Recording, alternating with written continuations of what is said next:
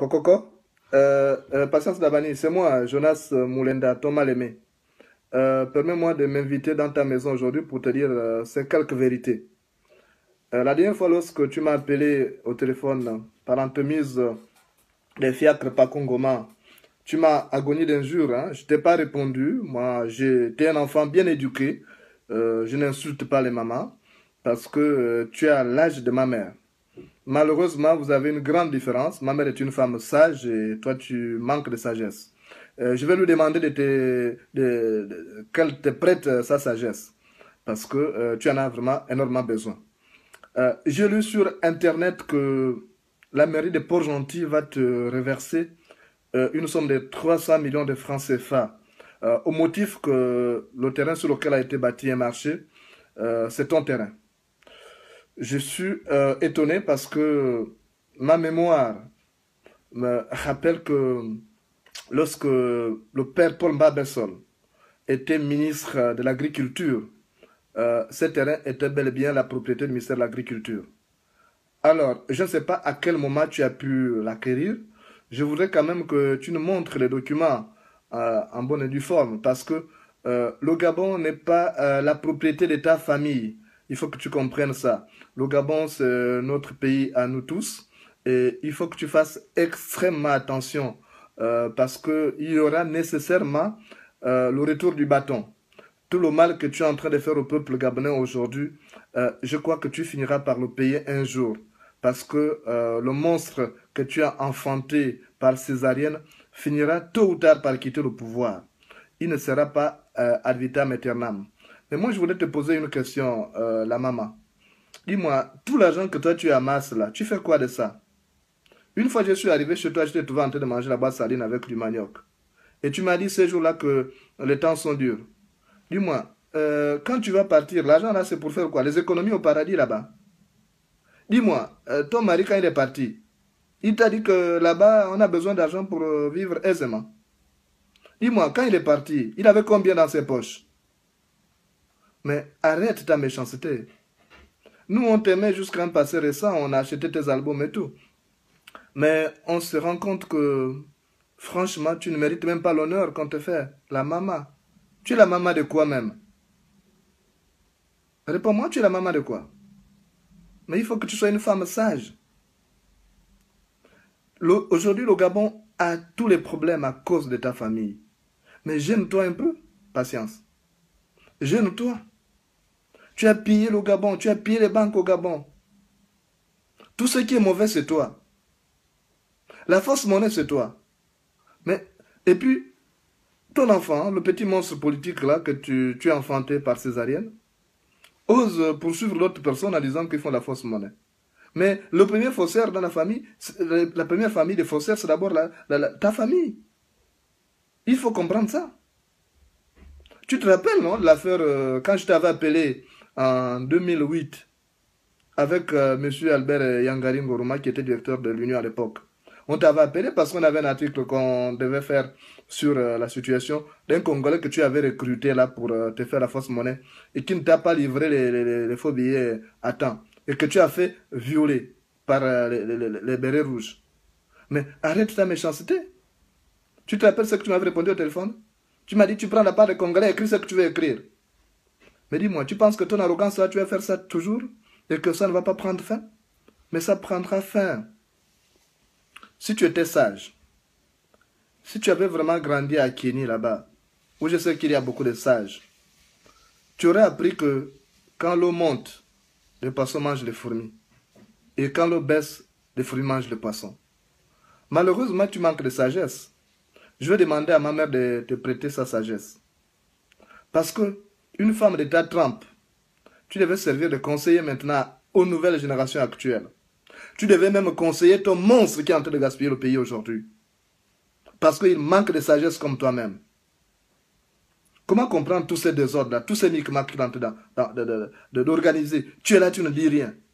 Je t'ai vu avec une tenue de l'UFPDG. Mais tu sers à quoi au PDG? Parce que justement, tu veux toujours continuer à amasser de l'argent. Tu fais quoi de cet argent que tu amasses? Edith Lucie Bongo, que Dieu ait son âme, a pu réaliser des choses. Elle a laissé une fondation, Horizon Nouveau, que tout le monde connaît. Elle a laissé des immeubles, tout le monde connaît. Mais dis-moi, toi, tu as laissé quoi? Qu'est-ce que tu vas laisser à tes générations? On se souviendra de toi à partir de quoi? De tes chansons, là. C'est tout. Mais ce que tu fais à tes chansons, ça te rapporte l'argent à toi. À quel moment tu as même organisé un concert, ne serait-ce qu'en faveur des enfants abandonnés? Il y a un enfant qui s'est suicidé à Minzik en début de semaine. Parce qu'il était orphelin, il souffrait. Mais toi, Patience Dabani, qu'est-ce qui t'empêche d'ouvrir une fondation pour garder des enfants comme ça qui n'ont plus de parents, qui souffrent? Tu as suffisamment amassé d'argent. C'est toi qui as pillé la banque. Où est passé cet argent-là? Dis-moi. Cet argent-là, tu conserves ça pour amener au paradis? Mais on n'a pas besoin de billets de banque là-bas. Mais ceux qui t'ont présenté ne t'ont pas dit ça. Demande aux vieux qui sont là-bas à Kenya. Ils vont te dire qu'on n'a pas besoin d'argent au paradis. Là-bas, tout le monde est au même stade. Il n'y a pas de société stratifiée comme ici, là, où tu nargues les gens. Tu nargues les gens parce que tu es la mère du président. Par défaut. Mais, maman, sache que ça va finir bientôt. Vous avez suffisamment écrasé le peuple gabonais. Moi, quand tu m'as insulté, tu as vu que je suis bien éduqué, je ne t'ai pas répondu. J'aurais pu te répondre. J'aurais pu te ramasser. Toi, tu vas m'amener où? Toi, tu veux m'amener où? En dehors d'envoyer les militaires comme tu l'as fait la fois pour pouvoir me faire assassiner. Tu veux m'amener où? J'aurais pu te ramasser correctement. Mais moi, je suis un enfant bien éduqué. Mais je suis outré par ce que tu fais pour mon pays. Moi, j'aime bien ce pays.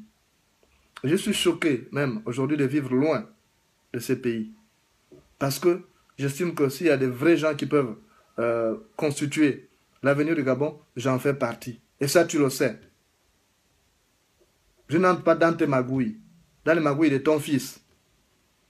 En tout temps, je voudrais quand même que tu lèves des ambiguïtés au sein de ta famille. Dis-moi, c'est quand là le test ADN? Moi, je peux te prendre rendez-vous ici avec les médecins. Que tu ne fasses le test ADN. Parce que ton monstre politique que tu as engendré là, je te dis sincèrement, il ne va pas se présenter en 2016 s'il ne fait pas de test ADN, s'il ne nous prouve pas son acte de naissance. Dis-moi, tu as adopté un enfant? Ou tu as mis un enfant au monde et tu n'as pas pu faire d'acte de naissance? Qu'est-ce qui s'est passé? Explique-nous ce qui s'est passé. Tu pensais quoi? Que Omar Bongo serait là éternellement pour protéger, pour intervenir? Pour un enfant sans papier? Mais c'est fini cette époque. Donc, moi je t'ai appelé, je ne t'ai pas appelé, je viens par vidéo chez toi, je m'invite par chez toi parce que tu ne m'aurais pas reçu. Si j'étais venu là-bas, si j'étais même à Libreville que j'étais venu, tu aurais demandé à tes esclaves qui te servent d'aide-camp de me chasser ou de me tuer, puisque tu as l'habitude de le faire. Certains de tes aides-camp servent à ça. C'est pas tous, parce qu'il y a aussi des gens qui sont bien à l'intérieur. La preuve, c'est que lorsque ça va mal, c'est souvent les mêmes là qui dénoncent tes actes de barbarie. Donc, je voudrais tirer chapeau à cela et te dire à toi, Joséphine Kama, de changer. De parler aussi à ton frère, Assélé, de changer. Parce que la même chose que toi tu fais, c'est ce que ton frère Assélé fait. Arracher le terrain aux gens, rendre les gens malheureux, les rendre pauvres et vulnérables, pour qu'ils fassent la politique de stupidité que vous appliquez en ce moment-là. Et ça, il faut que vous arrêtiez. Le Gabon n'est pas votre propriété privée. Le Gabon n'est pas votre titre foncier. Il faut que vous compreniez que vous allez partir. Avant vous, il y a eu des familles qui sont parties. Et après vous, il y aura d'autres familles qui seront là. Donc arrêtez le mal que vous faites. Parce que vous rendez un mauvais service au pays. Vous rendez un mauvais service à vos descendants. Parce que ceux qui auront la malédiction de porter le nom de votre famille, ça va être un peu difficile dans le Gabon de demain. Le Gabon de demain qui sera dirigé par des gens, par des patriotes comme nous, ça va être un peu difficile.